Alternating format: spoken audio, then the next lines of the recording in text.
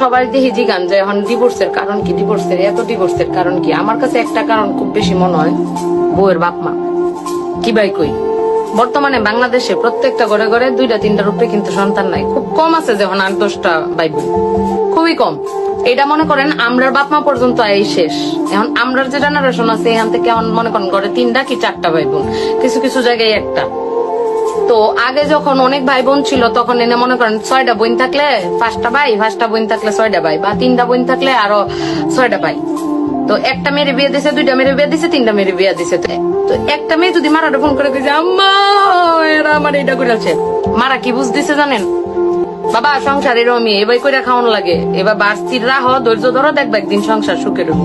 আমার আরেক সেরি ফোন করছে একই কথা কইছে, আবার আরেক সেরি ফোন করছে একই কেল লেগা যে আমার এক সেরি যদি আমি গরমের মতো লাই দিয়া লাই তে আমার আরেক সেরি গড়ে উঠবো, আবার হেটারে লাই দিলে আরেকটা যাচ্ছে এই ডায়ে গড়ে উঠবো। তো এই জায়গাতে